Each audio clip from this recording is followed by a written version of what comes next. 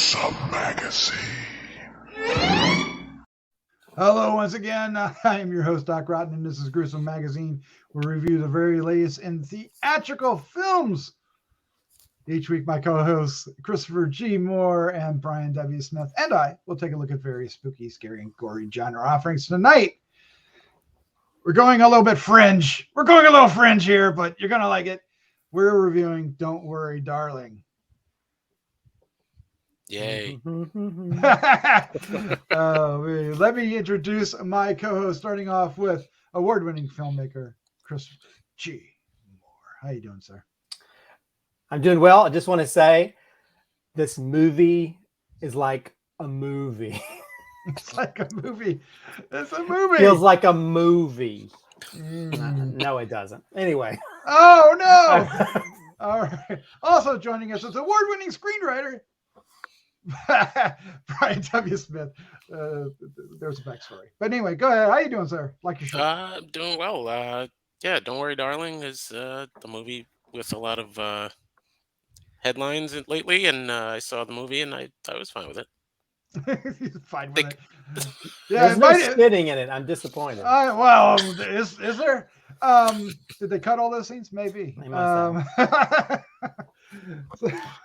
Yeah, it's going to be interesting. I think this film, well, it still was number one, but I think it got kind of overshadowed by all the controversy of the past few weeks. Or maybe it got helped by the controversy. It might have. Yeah. It might have. That's the way I see it. Hard to tell.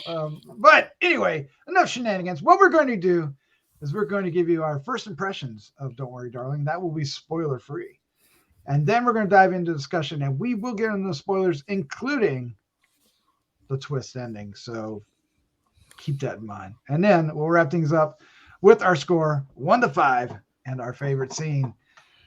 Oh boy. And of course, we hope you like not only this review, but many others that we have on the site. And if you do, please hit the like, subscribe, share with a friend. Every little click helps. We're trying to reach 5,000 subscribers. That would be awesome to reach that. So thank you. And of course, above all, we'd love to hear your comments down below. All right, let's take a look at the card, shall we? Don't Worry, Darling. 2022 from New Line Cinema / Warner Brothers. Available in theaters beginning September 23rd, 2022. The synopsis is a 1950s housewife living with her husband in a utopian experimental community begins to worry that his glamorous company could be hiding disturbing secrets. Cue music. Bum, bum, bum. Directed by Olivia Wilde, written by Katie Silberman and Carey Van Dyke and Shane Van Dyke. The cast includes Florence Pugh, Harry Styles, Chris Pine, Olivia Wilde, KiKi, Layne, Gemma Chan, Nick Kroll, Sydney Chandler, and Douglas Smith. Yay. All right, so let's do our first impressions, and I will go with the request. Christopher G. Moore, sir, you were up first. Do you really want to know? I really want to know, sir. I wish I hadn't worried to see this film. No, I feel like the drama was entertaining. Outside of the movie was more entertaining than the film for me. Cinematography wise, yeah, it's shot really well. It's got some really beautiful cinematography. But it's well, I want to say what it's like, but then it might give away the twist. So no, don't do that. Don't give away the twist. But it's, yeah, I was bored by this film. As much as I love Florence Pugh, I think she gives a really great performance. Harry Styles, not so much. Yeah, I feel like I suffered like Florence Pugh did by watching this film. I feel like yeah, I feel like it should be "Don't Gaslight Me, Darling," because Florence Pugh is like gaslit through 90% of the movie, but not in a way that. Yeah, and then by the end, I hated the ending. I thoroughly hated the ending. In fact, people in my audience were like, "What?" Someone yelled out, "What?" No, did they? Yeah, I think you have all this build up, and yeah, this film is very frustrating, and it's got a good cast, but it's like 30% of it is montages. It's like, yeah, you have great cinematography, but it's like, if I could do without seeing like an overhead close up of objects every 5 seconds, I'd be fine. I mean, but the beautiful cinematography doesn't make up for like a very bland and boring story that you sort of already sort of see where it's going from the very beginning. And then when it goes where it goes, it's like, wow, this is not really worth the trip. Yeah, We'll put that on the box. Yeah, well, yeah, and I think there's so many. I know logic shouldn't come into movies, but I found so many logical flaws in everything.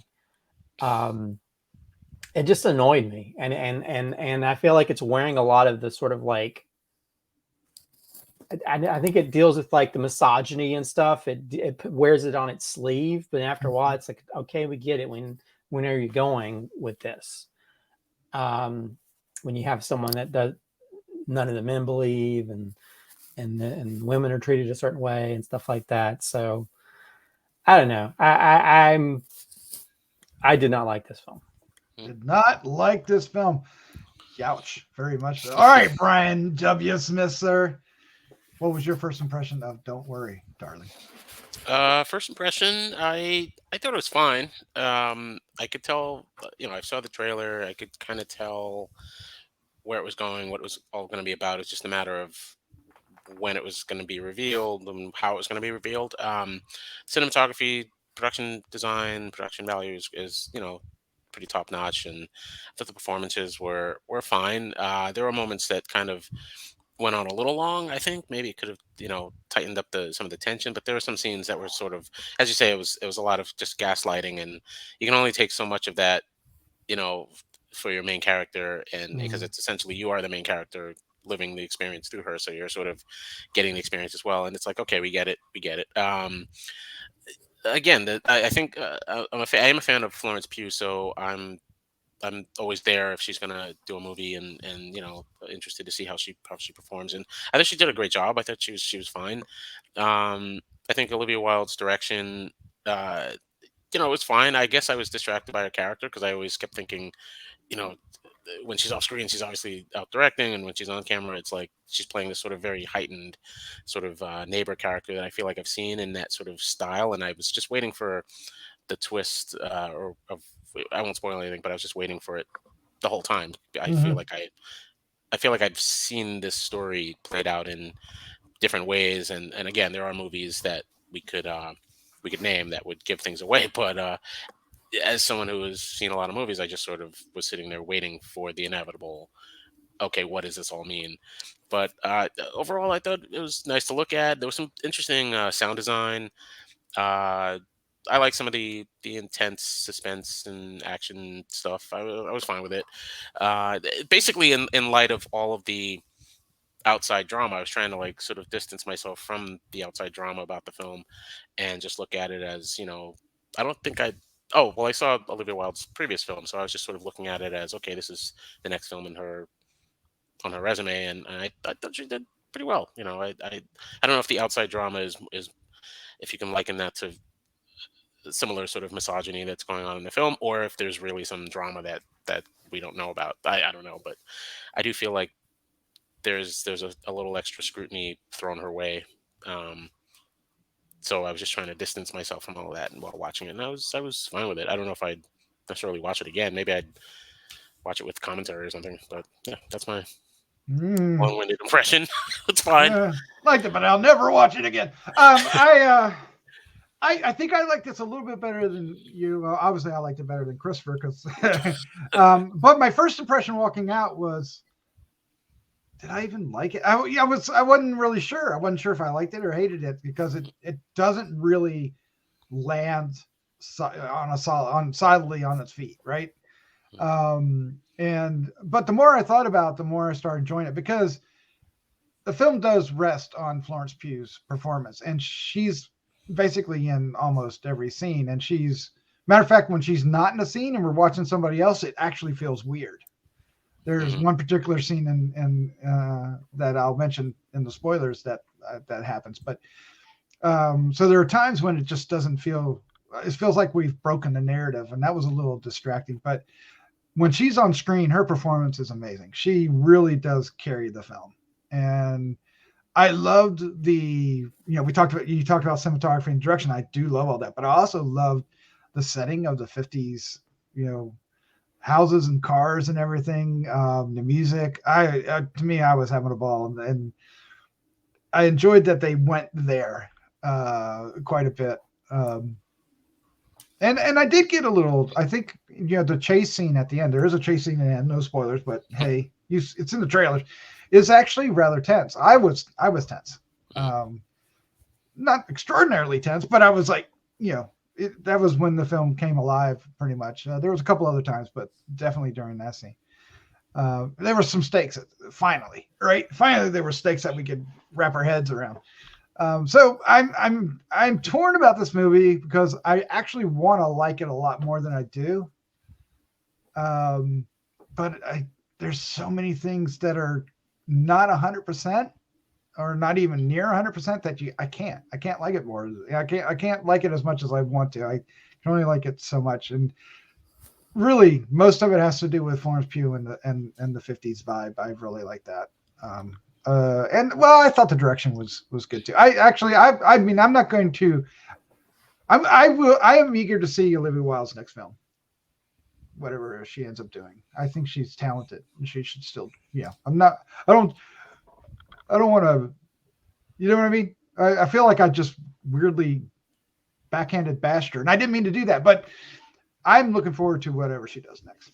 Well, and my as much as I've made fun of the fact that I've enjoyed the drama around it, I don't have anything against her as a filmmaker or anything. I think there is some talent in this. I just think the story doesn't work.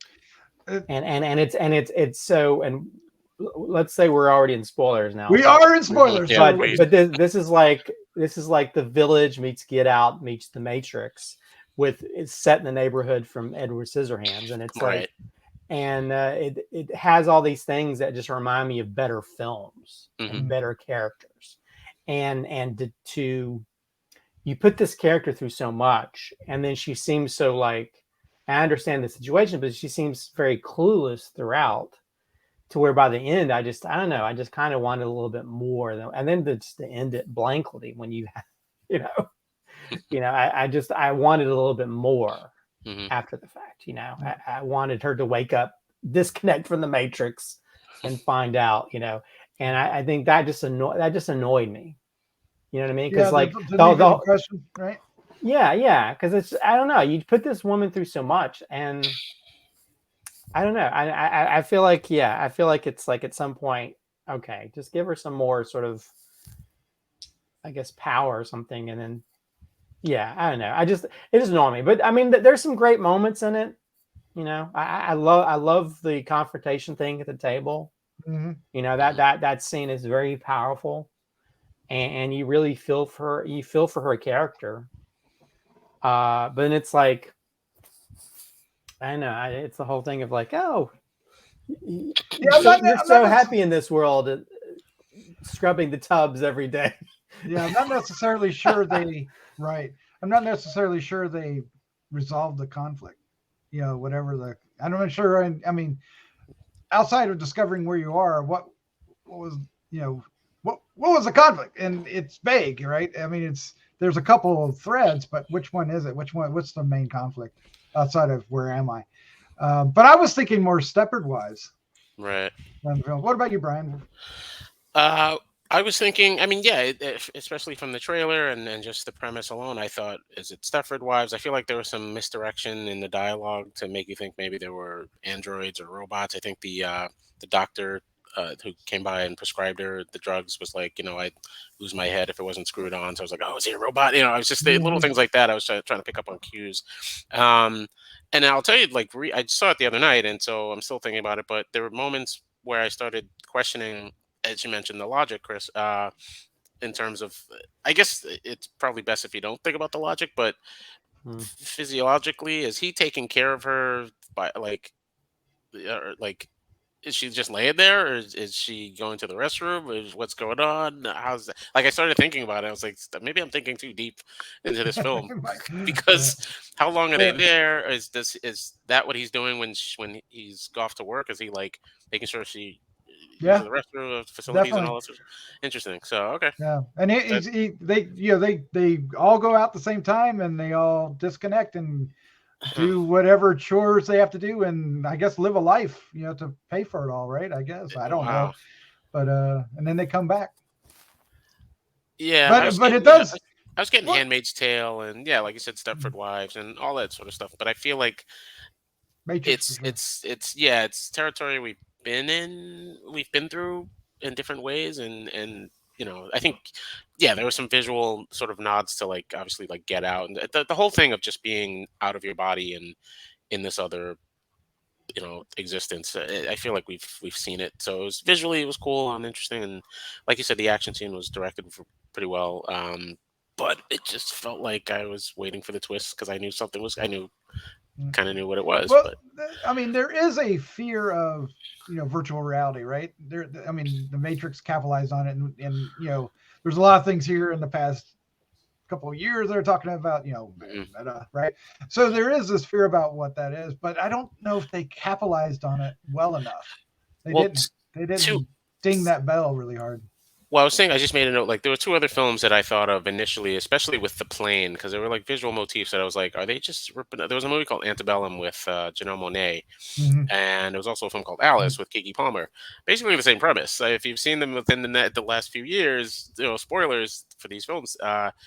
They're about sort of societies that are regressive societies that are taking place in modern times, and it's like you're just waiting for that twist, and there it is, and here it was again. So it's just sort of like, but I was interested. It was interesting that this one sort of visually was almost taking nods from Antebellum, which was what it was. But the idea of seeing the plane and things like that, I was like, Well, okay, so what was the point of that?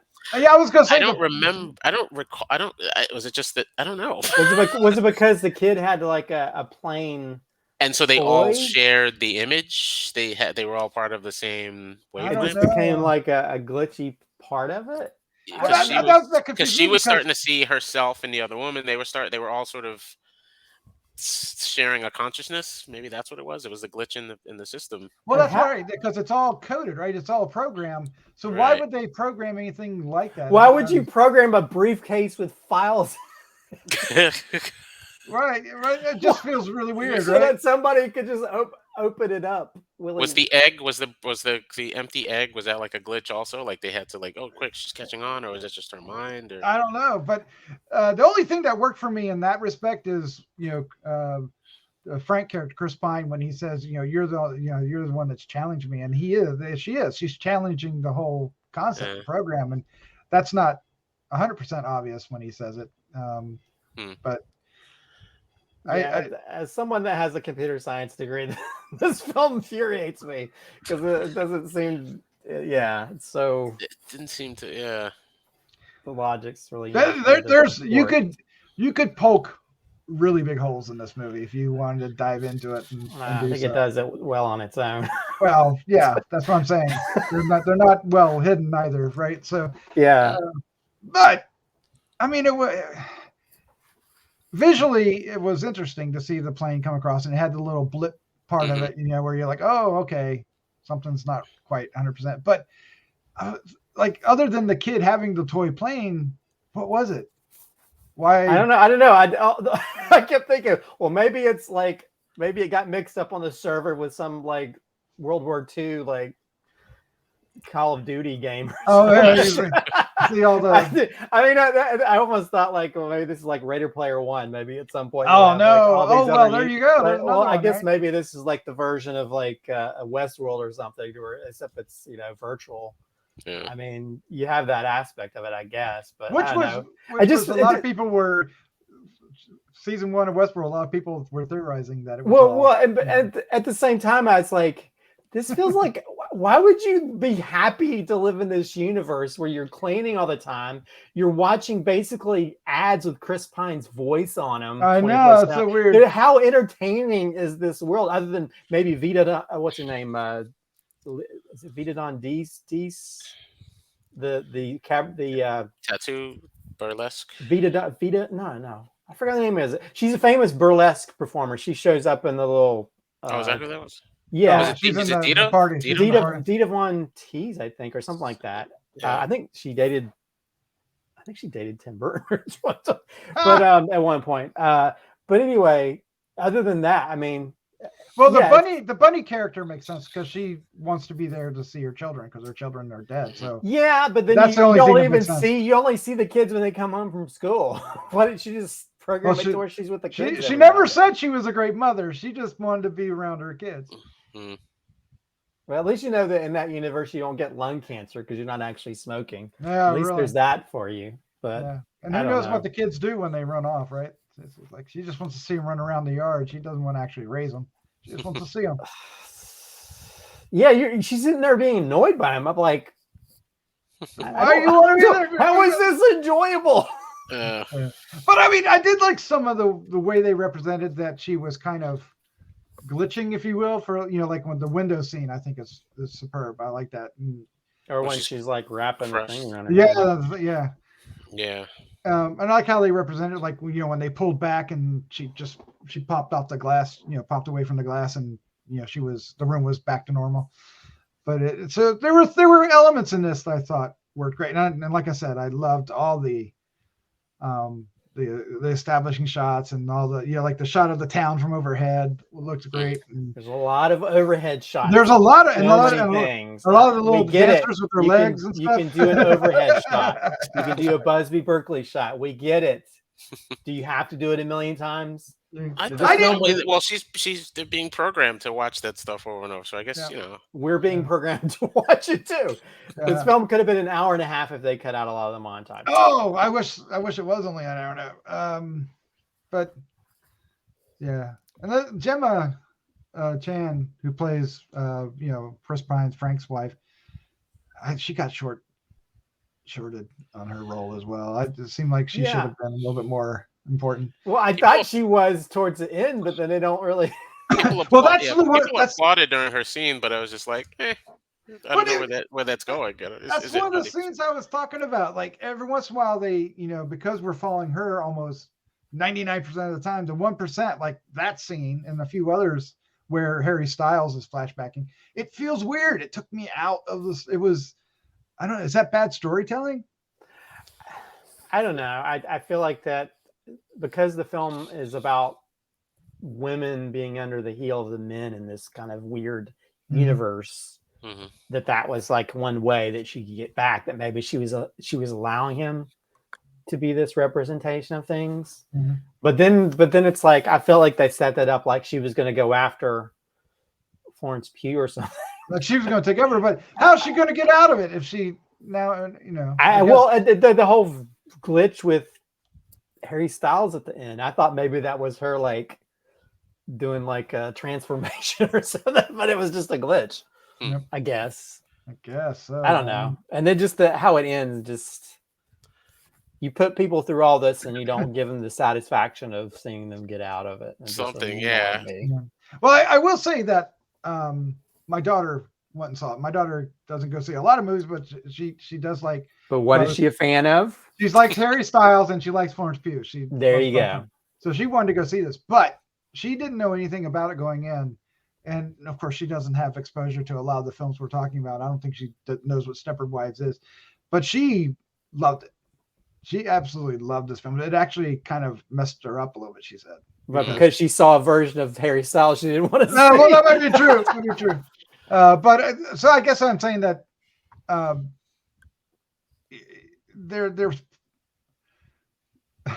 probably an audience where the fear that this is presenting is a little bit more a little more present than it is for Handmaid's Tale. Yeah. Well, there you go. Handmaid's Tale. I think because you see, this was sort of it from the inside out, but rather, when you see it from the Handmaid's Tale perspective, it's like present day, and you're just seeing how quickly something that can happen. Every day where it feels like we're on pins and needles, with this potentially happening because there's, I don't know. But the movie itself, I think the movie itself, Well, just seems I was saying the twist messed her up. well, yeah, the twist I think just sort of comes after so many other films with a similar twist that Mhm. it's like if you've seen those other films, you're kind of waiting for it. Does it hold up? I don't know. I'm not quite sure. I may have to see it again, watch with the commentary, but I don't know if the twist necessarily works. But I liked it on a technical level. I thought Olivia's direction was pretty good. I'd be interested to see what she does next because it is so different from was it the comedy she did? I forget the Well, I name. think isn't she Book supposed to be smart. Spider Woman or something like that? I'm sorry. What's that? Isn't Book she smart. supposed to do Booksmart, right? Yeah, I was gonna say, isn't she supposed to do Spider Woman? I could see her doing. I was like, I could see her doing like a Marvel type film or something. Or That's Sony, but yeah, oh, Well, she has. Spider Verse, not the MCU. Well, she has. I mean, regardless of my issues, this is still a competently shot film. It's got some really beautiful scenes. It's got some good performances in it. So I think she's definitely a very talented director, even if to me this is more of a misstep. And it almost would have been. It almost seems kind of interesting if Shia LaBeouf had played the hairstyle part. That would have been I think he would have played a little too full on, but I think it also would have been interesting if they cast someone other than Harry Styles in that role. But yeah, it's I don't know. I mean, this it's like it's like he traded the racism from. This is like Get Out. You take the racism out and you put misogyny, and it feels like that kind of. I mean, I understand the underlying theme of like, guys thinking they know better. Mm-hmm. How I know how to make you happy more than you do type situation, and which is the basically underlying theme of this. But I don't think it was worth learning that that message, having to sit through a 2-hour movie where someone is gaslit to the nth degree. Yeah, to the nth degree. All right, well, let's go ahead and wrap this up with our score 1 to 5 and our favorite scene. Christopher, you're up first. How